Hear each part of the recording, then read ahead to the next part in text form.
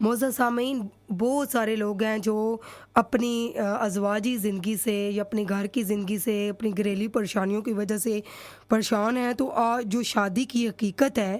اور آج کی جو شادی ہے وہ خانہ بربادی کیوں بنی ہوئی ہے۔ اللہ تعالیٰ نے دنیا میں مرد عورت کے جو جوڑے بنائے ہیں اور مرد عورت دونوں پر شہوت غالب کی ہے، دونوں کو کے لیے ایک دوسرے میں جنسی کشش رکھی ہے، اور یہ اس وجہ سے کہ آپس میں نکاح کریں، پھر جو ہے وہ آگے نسل جو ہے وہ بڑھتی ہے، اور وہ نسل انسان تیار کرے کہ جو وہ اللہ اور اس کے رسول صلی اللہ علیہ وآلہ وسلم کے بتائے ہوئے احکام پر چلنے والی ہو۔ شادی قدرت کی طرف سے یہ ایک مقدس جو ہے نا بندھن ہے۔ شادی سے دین کی مدد ہوتی ہے۔ اللہ کے دشمنوں اور غلط خواہشوں کو مکر و فریب سے بچنے کے لیے شادی ایک مضبوط حصار، کیوں کہتے ہیں آقا علیہ الصلوۃ والسلام نے فرمایا کہ نکاح جو ہے مضبوط ایک قلعہ ہے، نکاح ایک قلعے کی مانند ہے۔ شادی سے شیطان جو ہے وہ ذلیل اور رسوا ہوتا ہے۔ نکاح کے ذریعے امت کے افراد میں اضافہ ہوتا ہے اور امت کی کثرت پر حضرت محمد صلی اللہ علیہ وآلہ وسلم کو فخر حاصل ہوگا۔ شادی لڑکے اور لڑکی کے درمیان ایک خوشی کا اعلان ہے۔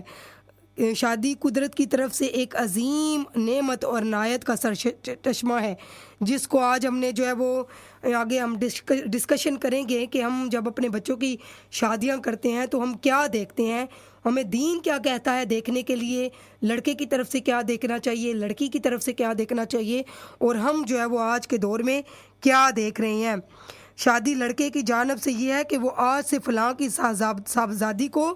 اپنی منکوہ ہی نہیں بلکہ اپنی شریک حیات جو ہے نا وہ بنا رہا ہے، اور یہ ایک خاموش وعدہ ہے کہ وہ لڑکی کی طرف سے کہ وہ اپنے شوہر کی وفادار رہے گی، غمسار رہے گی، دکھ درد کی ساتھی اور امین بن کر رہے گی۔ اور اس کا جو مبارک اعلان ہے وہ نکاح کی صورت میں گواہ کو بنا کے کیا جاتا ہے۔ اور جو شادی کے سلسلے میں ہر ماں باپ کا جو اہم فرض ہوتا ہے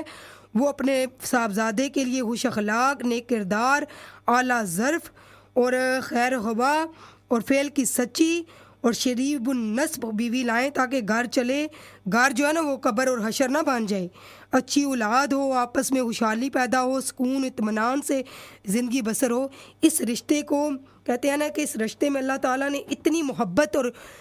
جو ہے نا وہ سکون رکھا ہے کہ باقی آپ کو دنیا کا کوئی بھی رشتہ، چاہے وہ سکے بہن بھائی ہو نا، کوئی بھی بات بولے نا تو وہ کوئی نہیں بھولتی، وہ بندہ یاد رکھتا ہے کہ فلاں ٹائم پہ فلاں بندے نے یہ کہا تھا۔ لیکن ہسبینڈ وائف کو دیکھ لیں، صبح لڑے ہیں نا تو ایک دوسرے کو اللہ جانے کیا کیا کہہ گئے ہیں، اللہ معافی دے، کہنا نہیں چاہیے، لیکن سم ٹائم غصہ آ جاتا ہے تو یہ لڑائی عام ہو ہی جاتی ہے۔ اللہ پاک لڑائی اور جھگڑوں سے بچائے، لیکن چھوٹی چھوٹی باتوں میں کبھی غصہ آ ہی جاتا ہے اور بحث ہو ہی جاتی ہے تو کیا کچھ کہہ جاتے ہیں، لیکن اللہ رب العزت نے اس رشتے میں اتنا پیار رکھا ہے، یقین کریں جب ایک دوسرے کو سوری بولتے ہیں نا تو ساری چیزیں بندہ بھول جاتا ہے، پھر وہ ایک نیا آغاز ہو جاتا ہے، پھر ایک محبت کا نا کہتے ہیں نا کہ شیطان سب سے زیادہ اس وقت خوش ہوتا ہے جب میاں بیوی کو لڑا کے لڑتے ہیں۔ اللہ معافی دے، کہتے ہیں کہ جب طلاق ہوتی ہے تو زمین اور آسمان کانپتے ہیں، مجھے تو لگتا ہے کہ اب ہر وقت ہی کانپتے رہتے ہوں گے۔ اللہ معاف کرے، اللہ معاف کرے کہ اتنا زیادہ یہ چیز بڑھ چکی ہے